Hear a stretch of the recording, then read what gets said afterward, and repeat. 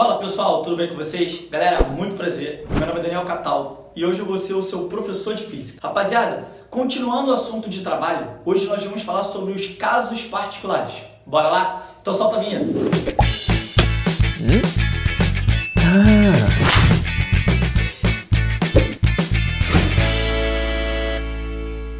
Rapaziada, na aulinha de hoje, nós vamos entender como é que a gente faz para calcular o trabalho realizado pela força-peso, o trabalho realizado pela força elástica e o trabalho realizado pela força de atrito. Tudo bem? Então vamos começar. Presta atenção. Trabalho da força-peso. Eu quero que você imagine uma situação hipotética aqui. Imagina que você pegou um objeto e jogou ele para o alto. Tá? Então você está lançando esse objeto para o alto. Depois nós vamos analisar um outro lançamento. Ele continua sendo um lançamento vertical, só que para baixo. Tudo bem? Então imagina o seguinte. Você tem aqui, na primeira situação, a bolinha subindo, ok? Então eu tenho uma velocidade inicial, porque esse cara está sendo lançado. Tudo bem? Chegou lá em cima, a velocidade vale 0. Isso você deve lembrar das suas aulinhas de cinemática, por exemplo. Agora eu vou pegar o caso que ele está descendo, tá? Então você lançou, então tem uma velocidade inicial aqui, então tem um V0 aqui no caso, e aqui quando ele chegar aqui embaixo, a bolinha chegar aqui embaixo, ela tem um outro V maior do que esse V0. Tudo bem. Só que nos dois casos, seja na subida ou na descida, a força-peso vai estar sempre apontando para baixo, né? E essa força-peso é constante, porque para calcular o peso eu preciso da massa dessa bolinha, e tanto quanto sobe quanto desce, a massa não mudou, e depende da gravidade que não foi alterada. Tudo bem. Então eu tenho aqui, no ponto mais alto, a força-peso. Aqui embaixo, na hora que eu estou lançando para cima, a força-peso também. Aqui em cima, quando eu estou lançando, também eu tenho a força-peso. E eu tenho esse camarada daqui baixo. Beleza. Então, tanto na subida quanto na descida, a minha força-peso é constante. E na última aula, tá? Você viu comigo que para calcular trabalho, você tem que fazer o produto da força, certo? Com a distância. E aí, lembra que ele podia ser motor ou resistente, certo? Na verdade, dependia também do ângulo. Mas se você olhar para a situação, observe o seguinte. Já que a bolinha está subindo, eu posso, por exemplo, mostrar para vocês que essa bolinha, ela vai, na verdade, percorrer essa distância daqui. E essa distância nós vamos chamar de H. E aqui, H, certo? Que é a altura com que ela sobe e a altura com que ela desce. Isso é muito importante. Bem, quando a gente olha para a situação, eu observo, por exemplo, que na subida, a minha força está contrária ao deslocamento. Bem, se a minha força está contrária ao deslocamento, concorda comigo que aqui ela tem velocidade e lá ela não tem? Então ela vai perdendo velocidade. Então eu tenho um trabalho resistente, eu estou tentando retardar o movimento dessa bolinha. Na descida, minha força está a favor, então eu trabalho motor. Então na subida, eu tenho um trabalho negativo.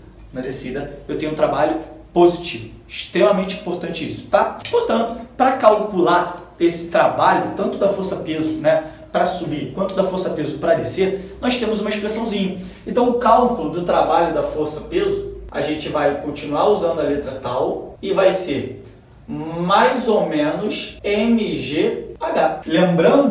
Lembrando que esse mais se refere simplesmente quando ele está descendo. Então eu vou pensar sempre na descida.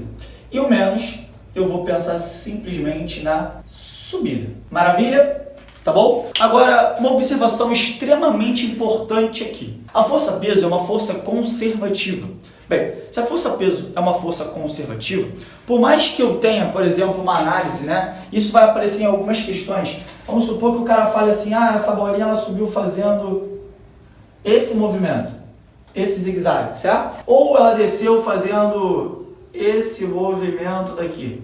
Queridos, não importa, tá? Não importa a trajetória que essa bolinha fez. Se a questão se refere ao trabalho da força-peso, eu não quero saber o que ela foi fazer na hora de subir. Eu não quero saber o que ela foi fazer na hora de descer. Então ela pode ir nesse zigue-zague para cima ou para baixo, ou simplesmente em linha reta. Não importa. Como a minha força é conservativa, o trabalho da força-peso não depende da trajetória.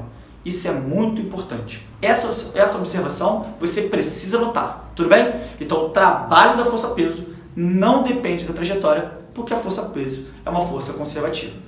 Fechado? Lembrando que ele é constante, então a gente vai calcular sempre desse jeito. E isso veio lá da definição de trabalho da força constante, que é força vezes distância vezes quociente de θ. Maravilha? Segundo caso, quando a gente pensa na força elástica.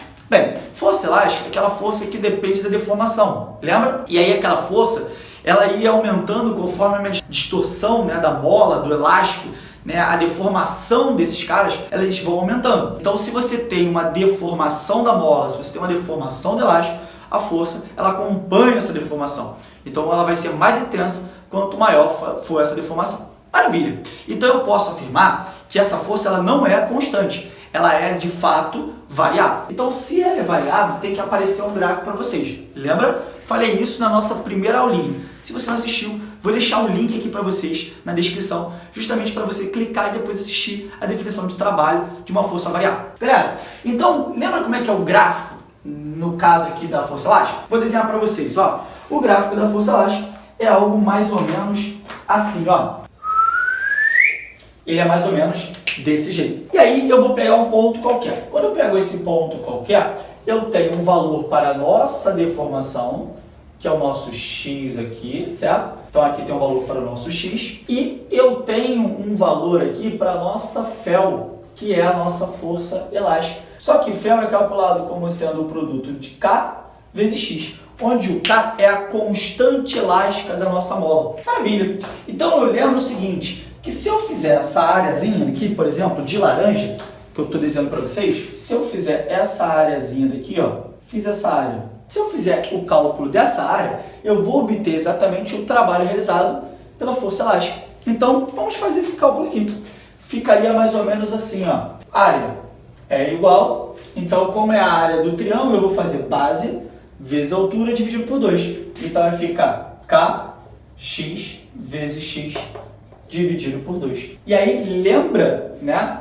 Lembra que essa areazinha que você fez é o cálculo do trabalho. Portanto, se eu quero calcular o trabalho realizado pela força elástica, eu faço o seguinte: trabalho realizado pela força elástica é kx ao quadrado, que vai ficar x vezes x, né? Dividido por 2. Então, chegamos à nossa segunda equação da aulinha de hoje. A primeira, cálculo do trabalho, mgh, mas tem que lembrar se ele é positivo ou negativo. Trabalho da força elástica, kx ao quadrado sobre 2. Então, depende dessa deformação, tá? E outra, depende do quadrado da deformação. Então, o trabalho é diretamente proporcional ao quadrado dessa deformação e também depende da nossa constante elástica da mola, ok? Lembrando que a constante elástica da mola, a gente pode, por exemplo, tirar devido à inclinação dessa reta, né? Você consegue tirar essa constante elástica aí devido à inclinação dessa retinha. Maravilha? Terceiro caso, força de atrito. Imagina que você tem aqui, por exemplo, um objeto, tá?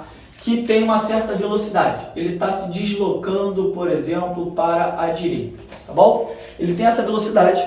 E aí, devido ao atrito da mesa ali com aquele objeto, esse cara, ó, parou, ok? Parou ali. Tudo bem. Quais são as forças que atuam sobre aquele objeto? Ah, Catal, nós temos peso, nós temos normal, nós temos a FAT. Então, eu tenho a força de atrito, nós temos o nosso pezinho e nós temos a nossa normalzinho. Maravilha, tá lá. E aí, quando aquele cara parar, eu só vou ter, por exemplo, a normal e eu vou ter o peso aqui. Perfeito. Outra coisa que é legal a gente observar é que esse cara sofreu um certo deslocamento até, ó, parar ali. Então, ele saiu desse ponto, dessa posição e foi até aquela outra posição dali. Beleza. Então, sofreu um deslocamento. Bem, então vamos calcular essa força. Repara uma coisa, essa força, ela é constante nesse caso. Então eu posso dizer o seguinte, que o trabalho dessa FAT vai ser FAT vezes distância vezes o cosseno do ângulo θ. Sempre que a força for constante, o trabalho é calculado desse jeito, tá bom? Só que nesse caso, a minha FAT está contrária ao movimento. Então se a FAT está contrária ao movimento, eu sei que esse cosseno de θ, eu sei que esse camarada, ele vale menos 1. E aí lembra que quando você tem a força contrária ao nosso deslocamento, você tem um trabalho resistente. Maravilha, então esse trabalho aqui tem que ser negativo. Perfeito. Ok, então eu posso dizer que o trabalho da nossa FAT vai ser menos FAT vezes deslocamento. Mas como é que a gente calcula FAT? Trabalho da FAT é, portanto, menos coeficiente de atrito vezes a normal vezes a nossa distância. Só que nesse caso, eu estou me referindo ao coeficiente de atrito cinético, porque esse cara está em movimento. Maravilha. Então eu tenho o coeficiente de atrito cinético. Outra coisa que é legal observar que o peso, nessa situação, tem a mesma intensidade que a normal. Olha, então eu posso colocar aqui um mg? Pode. Então eu posso afirmar que o trabalho da FAT, por exemplo, vai ser menos coeficiente de atrito cinético, mg, vezes a distância. E aí eu estou te dando 3 expressões. Trabalho da força-peso, trabalho da força elástica e trabalho da nossa FAT. Tudo bem? Curtiram a aula de hoje? Então já deixa o seu like aí, compartilhe esse vídeo com os amigos. Se você é novo no canal, se inscreva e ativa o sininho, para sempre que um vídeo novo estiver aqui, você receber em primeira mão. Ok? Espero na próxima. Valeu!